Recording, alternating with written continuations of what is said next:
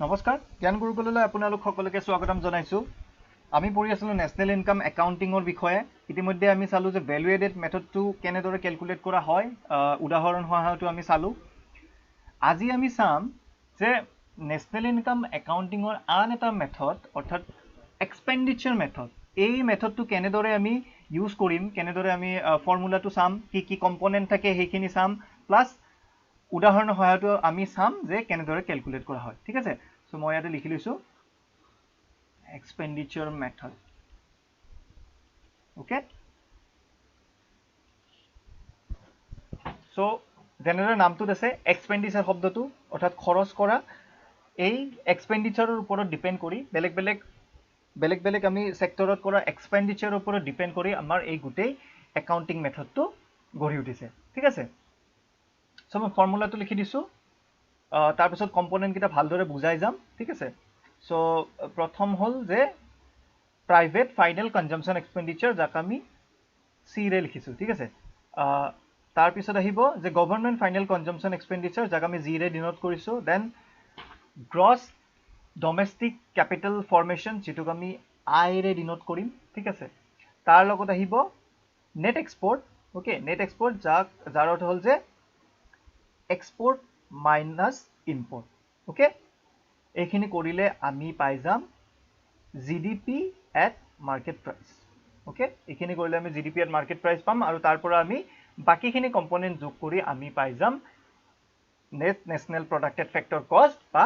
national income okay so এতিয়া আমি এটা এটা কম্পোনেন্ট খিনিৰ বিষয়ে চাও প্ৰথম আহিল সি অৰ্থাৎ private final consumption expenditure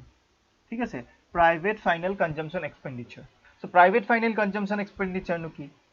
এতিয়া দৈনন্দিন জীৱনত আমি যিবিলাক একচুয়ালি কনজাম্পশন কৰিবৰ কাৰণে বস্তু আমি যে এক্সপেন্ডিচাৰ কৰি থাকো বা খৰচ কৰি থাকো সাপোজ খাবৰ কাৰণে আমি ভাত খাবৰ কাৰণে চাউল কিনোতে যেটো এক্সপেন্ডিচাৰ কৰিম ওকে বা অন্য কিছু বস্তু কিনোতে আমি বেলেগ বস্তু কিনিবৰ কাৰণে আমি যিবিলাক expenditure কৰিম ওকে অৰ্থাৎ হাউসহোল্ড বা ইন্ডিভিজুৱেলে ঠিক আছে ইন্ডিভিজুৱেল বুলি ক'ব পাৰি বা হাউসহোল্ড বা এটা পৰিয়াল বুলিও আমি ক'ব পাৰো সো হাউসহোল্ড বা ইন্ডিভিজুৱেলে কনজাম্পশন কৰিবৰ বাবে কনজাম্পশনৰ বাবে যেটো এক্সপেন্ডিচাৰ কৰিব হেতু এটা পাৰ্ট আৰু হেতু হ'ব যে প্ৰাইভেট ফাইনেল কনজাম্পশন এক্সপেন্ডিচাৰত হেতু আহিব ঠিক আছে ইন্ডিভিজুৱেল বা হাউসহোল্ডে কনজাম্পশনৰ বাবে যেটো এক্সপেন্ডিচাৰ কৰে হেতু private final consumption expenditure eta part ki hobo je kisuman non governmental organization ase ba ami jito NGO buli ko thik ase ei non governmental organization bilakeu jibilak expenditure kore thik ase teolukor expenditure bilaku actually private final consumption expenditure bitorot poribo thik ase so basically jeti ami private final consumption expenditure buli ko sadharanate ultimately ami etue bujao je private sector e বা আমি যিবিলাক government খন নহয় গভৰ্নমেন্টৰ বাহিৰে ইকোনমিখনত বাকি যিবিলাক আছে মানুহবিলাক বা সিটিজেন বিলাক তেওঁলোকে আলটিমেটলি যেটো কনজাম্পশনৰ কাৰণে এক্সপেন্ডিচাৰ কৰিব হেতুকে আমি থুলমুলকে প্ৰাইভেট ফাইনেল কনজাম্পশন এক্সপেন্ডিচাৰ বুলি ক'ব পাৰো ক্লিয়াৰ সো তাতে দুটা কম্পোনেন্ট আছে এটা ইন্ডিভিজুৱেল হাউসহোল্ড কনজাম্পশন এক্সপেন্ডিচাৰ আৰু এটা হ'ব যে নন গভৰ্নমেন্টাল অৰ্গানাইজেচন বিলাকৰ যেটো এক্সপেন্ডিচাৰ তেওঁলোকে যাব শিক্ষাৰ ক্ষেত্ৰত কৰিলে বা তেনেকুৱা হেলথৰ ক্ষেত্ৰত এক্সপেন্ডিচাৰ কৰে ওকে খৰচ কৰে সো সেই বিলাকো প্ৰাইভেট ফাইনেল কনজাম্পশন এক্সপেন্ডিচাৰত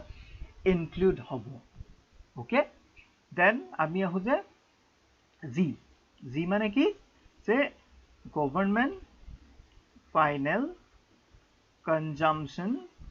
এক্সপেন্ডিচাৰ ঠিক আছে অৰ্থাৎ ই আলটিমেটলি গভৰ্নমেন্টৰ ফাইনেল কনজাম্পশন এক্সপেন্ডিচাৰটো বুজাইছে ওকে যেনেদৰে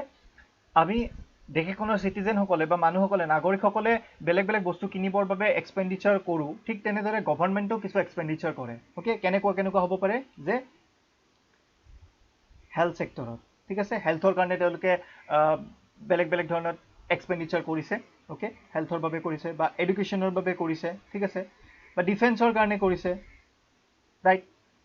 সো এনেকে দেখনৰ গভৰ্নমেন্টৰ বা সৰকাৰৰ বিভিন্ন ধৰণৰ এক্সপেন্ডিচাৰ থাকে ঠিক আছে এতিয়া যদি আমি চাব যাও যে কোভিড-19 হৈ আছে দেখত ৰাইট কোভিড-19 ৰ চিকিৎসাৰ বাবে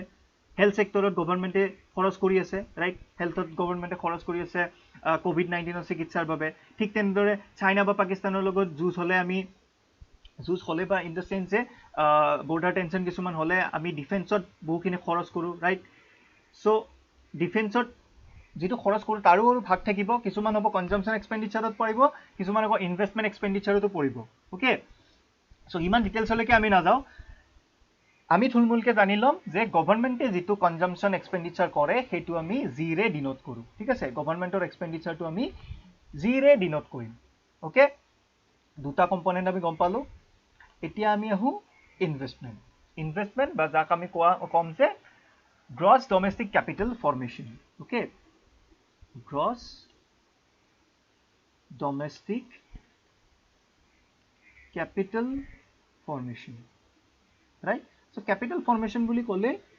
তোমালোকে জানি লবা যে ক্যাপিটাল ফৰ্মেশন মানে আমি ইনভেষ্টমেন্টৰ কথা বুজাইছো ওকে ক্যাপিটাল ফৰ্মেশন মানে investment right so gross domestic capital formation অৰ্থাৎ দেশখনৰ টোটাল ইনভেষ্টমেন্ট কিমান হৈছে সেইটো গ্ৰছ ডমেষ্টিক ক্যাপিটাল ফৰ্মেশনে বুজাই বা এক্সপ্লেইন কৰে ঠিক আছে সেইটো প্ৰাইভেট ইনভেষ্টমেন্টও হ'ব পাৰে ওকে বা গভৰ্ণমেণ্ট ইনভেষ্টমেন্টও হ'ব পাৰে ওকে অৰ্থাৎ সাধাৰণ প্ৰাইভেট সেক্টৰ বা সাধাৰণ মানুহে কৰা ইনভেষ্টমেন্টও হ'ব পাৰে বা দেশৰ যেটো গভৰ্ণমেণ্ট সেক্টৰ আছে ওকে বা যেটো আমি যে সৰকাৰৰ কথা কওঁ সেই সৰকাৰে কৰা ইনভেষ্টমেন্টও হ'ব পাৰে ওকে এতিয়া গ্ৰছ ডমেষ্টিক ক্যাপিটাল ফৰ্মেশনৰো আকৌ দুটা ভাগ আছে ঠিক আছে এটা কি এটা প্ৰথম ভাগটো হ'ল যে গ্ৰছ ফিক্সড ক্যাপিটাল ফৰ্মেশন ঠিক আছে গ্ৰছ ফিক্সড ক্যাপিটাল ফৰ্মেশনটো মই CF বুলি লিখিছো ঠিক আছে গ্ৰছ ফিক্সড ক্যাপিটাল ফৰ্মেশন এটা গ্ৰছ ফিক্সড ক্যাপিটাল ফৰ্মেশনৰ আন্ডাৰতনো কি আহে সেইটো চাই লও ঠিক আছে ইয়াৰ আন্ডাৰত এটা আহিব যে gross business fixed investment okay gross business fixed investment so gross business fixed investment মানে কি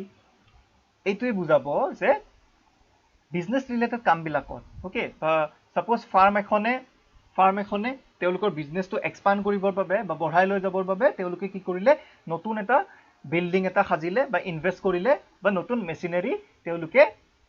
ফাৰ্মত লগালে ঠিক আছে ওকে সো সেইটো হ'ব গ্ৰছ বিজনেস ক্যাপিটাল ফৰ্মেশন বা আমি ক'ব পাৰো gross business fixed investment okay right সেইটো এটা হ'ব দেন দ্বিতীয় এটা হ'ব যে গ্ৰছ ৰেজিডেন্সিয়েল কনষ্ট্ৰাকচন ইনভেষ্টমেন্ট ঠিক আছে gross ৰেজিডেন্সিয়েল construction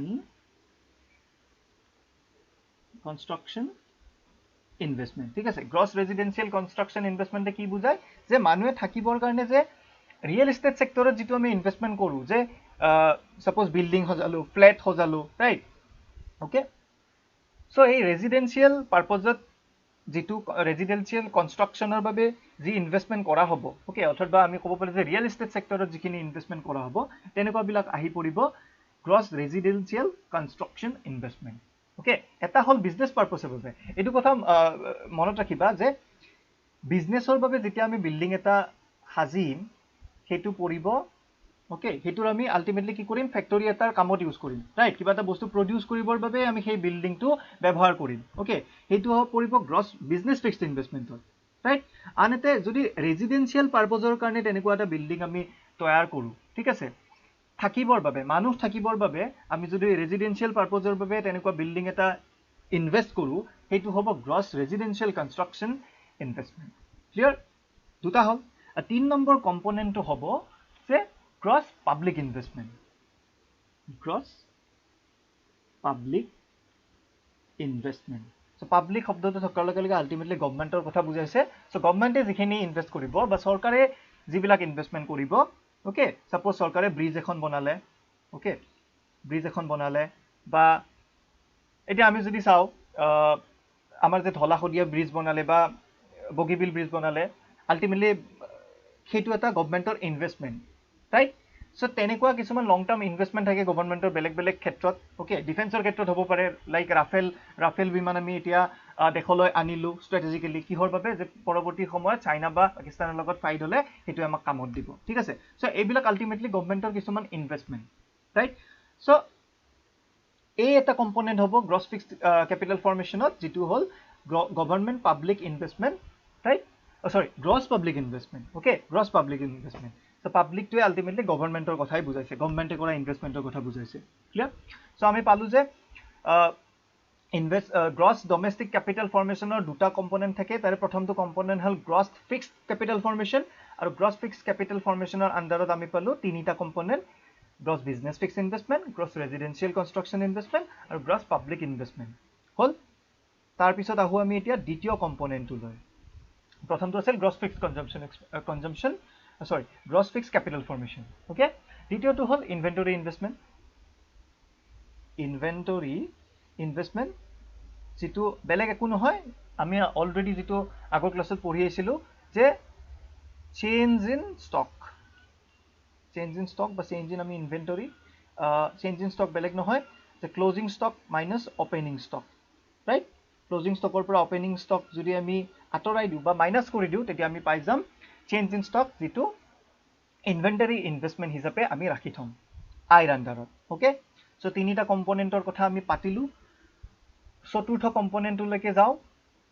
x minus m x মানে কি বুজাইছে x মানে বুজাইছে export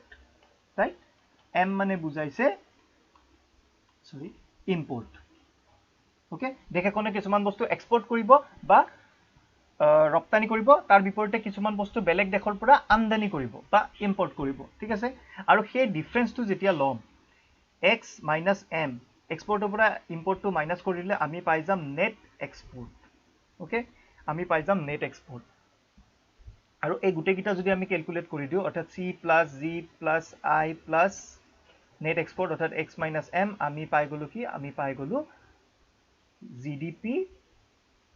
MP ওকে আমি পাই গলো যে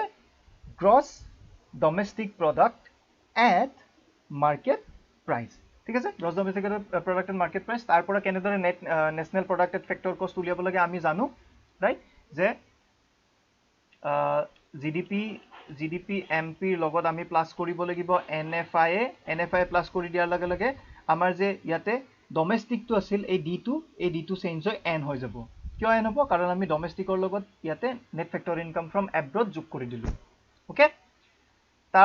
তাৰ পৰা আমি মাইনাস কৰিব লাগিব ডেপ্ৰিচিয়েচন মাইনাস কৰাৰ লগে কি হ'ব আমাৰ যে G2 আছিল ওকে এই G2 যে আছিল এই G2 চেঞ্জ হৈ হলনি হৈ যাব national not national sorry already domestic or national হৈছিল G2 চেঞ্জ হৈ যাব net ওকে সো মনত ৰাখিবা গ্ৰছৰ পৰা যেতিয়াই আমি ডেপ্ৰিচিয়েচন মাইনাস কৰিম এটো সদায় নেট হৈ যাব right gross minus depreciation is equals to net and net plus depreciation is equals to gross okay so ইয়াৰে এই দুটা কম্পোনেন্ট G আৰু D এই দুটা আমি চেঞ্জ কৰিম কেনে দৰে NFI দি দিয়াৰ লগে লগে D2 হৈ গল and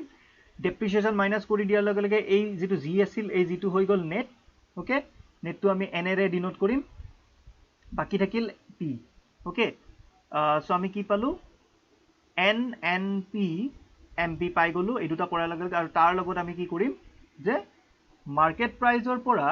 আমি নেট ইনডাইৰেক্ট ট্যাক্স মাইনাস কৰি দিম তেতিয়া আমি পাই যাম NNP at FC বা আমাৰ যেটো কও আমি ন্যাশনাল ইনকাম ওকে সো এনে দৰে আমি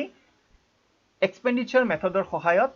ওকে এক্সপেন্ডিচাৰ মেথড হয় আমি ন্যাশনাল ইনকাম ক্যালকুলেট কৰো সো পৰৱৰ্তী ক্লাছত আমি এটা উদাহৰণ চাম ওকে আজি এখিনিতে সামৰিছো পৰৱৰ্তী ক্লাছত আমি উদাহৰণৰ সহায়ত এই মেথডটো ক্যালকুলেট ইউজ কৰি আমি কেনে দৰে ন্যাশনাল ইনকাম উলিয়াব পাৰো হেতু চাম ধন্যবাদ